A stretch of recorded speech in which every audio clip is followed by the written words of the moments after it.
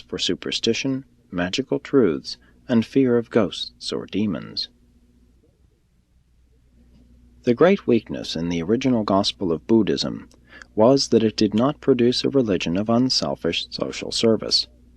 The Buddhistic Brotherhood was, for a long time, not a fraternity of believers, but rather a community of student teachers.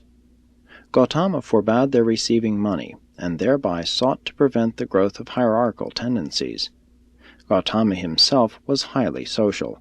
Indeed, his life was much greater than his preachment. 9. The spread of Buddhism. Buddhism prospered because it offered salvation through belief in the Buddha, the Enlightened One. It was more representative of the Melchizedek truths than any other religious system to be found throughout Eastern Asia. But Buddhism did not become widespread as a religion until it was espoused in self-protection by the low-caste monarch Asoka, who, next to Akhenaten in Egypt, was one of the most remarkable civil rulers between Melchizedek and Michael. Asoka built a great Indian empire through the propaganda of his Buddhist missionaries.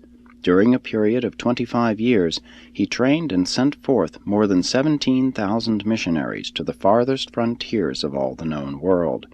In one generation, he made Buddhism the dominant religion of one-half the world.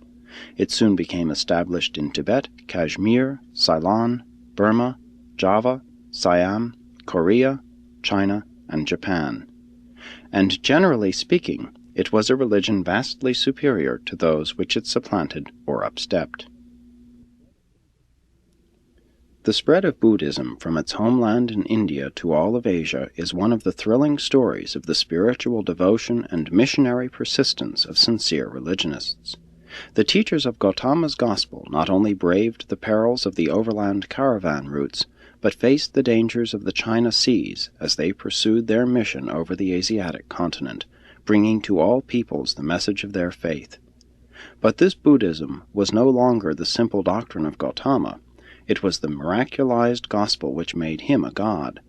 And the farther Buddhism spread from its highland home in India, the more unlike the teachings of Gautama it became, and the more like the religions it supplanted it grew to be.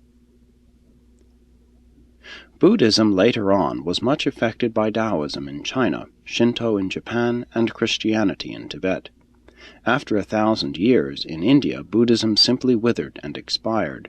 It became Brahmanized and later abjectly surrendered to Islam, while throughout much of the rest of the Orient it degenerated into a ritual which Gautama Siddhartha would never have recognized. In the South, the fundamentalist stereotype of the teachings of Siddhartha persisted in Ceylon, Burma, and the Indochina peninsula. This is the Hinayana division of Buddhism, which clings to the early or asocial doctrine. But even before the collapse in India, the Chinese and North Indian groups of Gautama's followers had begun the development of the Mahayana teaching of the Great Road to Salvation, in contrast with the purists of the South, who held to the Hinayana, or Lesser Road. And these Mahayanists cast loose from the social limitations inherent in the Buddhist doctrine, and ever since has this northern division of Buddhism continued to evolve in China and Japan. Buddhism is a living, growing religion today because it succeeds in conserving many of the highest moral values of its adherents. It promotes calmness and self-control, augments serenity and happiness, and does much to prevent sorrow and mourning. Those who believe this philosophy live better lives than many who do not. 10. Religion in Tibet. In Tibet may be found the strangest association of the Melchizedek teachings combined with Buddhism, Hinduism, Taoism, and Christianity. When the Buddhist missionaries entered Tibet, they encountered a state of primitive savagery very similar to that which the early Christian missionaries found among the northern tribes of Europe. These simple-minded Tibetans would not wholly give up their ancient magic and charms. Examination of the religious ceremonials of present-day Tibetan rituals reveals an overgrown brotherhood of priests with shaven heads who practice an elaborate ritual embracing bells, chants, incense, processionals, rosaries, images, charms, pictures, holy water, gorgeous vestments, and elaborate choirs. They have rigid dogmas and crystallized creeds, mystic rites and special feasts. Their hierarchy embraces monks, nuns, abbots, and the Grand Lama. They pray to angels, saints, a Holy Mother, and the gods. They practice confessions and believe in purgatory. Their monasteries are extensive and their cathedrals magnificent. They keep up an endless repetition of sacred rituals and believe that such ceremonials bestow salvation. Prayers are fastened to a wheel, and with its turning they believe the petitions become efficacious. Among no other people of modern times can be found the observance of so much from so many religions, and it is inevitable that such a cumulative liturgy would become inordinately cumbersome and intolerably burdensome. The Tibetans have something of all the leading world religions except the simple teachings of the Jesusonian Gospel, sonship with God, brotherhood with man, and ever-ascending citizenship in the eternal universe. 11. Buddhist philosophy. Buddhism entered China in the first millennium after Christ, and it fitted well into the religious customs of the yellow race. In ancestor worship, they had long prayed to the dead. Now they could also pray for them. Buddhism soon amalgamated with the lingering ritualistic practices of disintegrating Taoism. This new synthetic religion, with its temples of worship and definite religious ceremonial, soon became the generally accepted cult of the peoples of China, Korea, and Japan.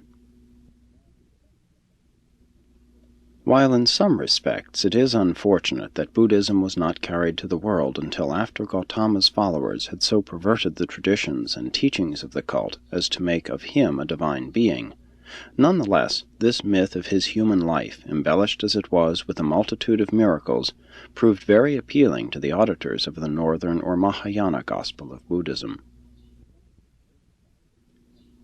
Some of his later followers taught that Sakyamuni Buddha's spirit returned periodically to earth as a living Buddha, thus opening the way for an indefinite perpetuation of Buddha images, temples, rituals, and impostor living Buddhas.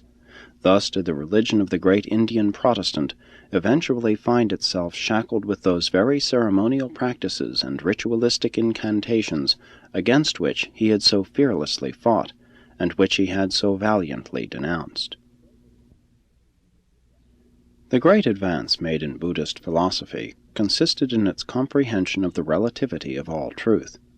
Through the mechanism of this hypothesis, Buddhists have been able to reconcile and correlate the divergencies within their own religious scriptures, as well as the differences between their own and many others. It was taught that the small truth was for little minds, the large truth for great minds. This philosophy also held that the Buddha, divine nature, resided in all men, that man, through his own endeavors, could attain to the realization of this inner divinity, and this teaching is one of the clearest presentations of the truth of the indwelling adjusters ever to be made by a Urantian religion. But a great limitation in the original Gospel of Siddhartha, as it was interpreted by his followers, was that it attempted the complete liberation of the human self from all the limitations of the mortal nature by the technique of isolating the self from objective reality. True cosmic self-realization results from identification with cosmic reality, and with the finite cosmos of energy, mind, and spirit, bounded by space and conditioned by time. But though the ceremonies and outward observances of Buddhism became grossly contaminated with those of the lands to which it traveled, this degeneration was not altogether the case in the philosophical life of the great thinkers, who, from time to time, embraced this system of thought and belief. Through more than 2,000 years, many of the best minds of Asia have concentrated upon the problem of ascertaining absolute truth, and the truth of the absolute. The evolution of a high concept of the absolute was achieved through many channels of thought and by devious paths of reasoning. The upward ascent of this doctrine of infinity was not so clearly defined as was the evolution of the God concept in Hebrew theology. Nevertheless, there were certain broad levels which the minds of the Buddhists reached, tarried upon, and passed through on their way to the envisioning of the primal source of universe.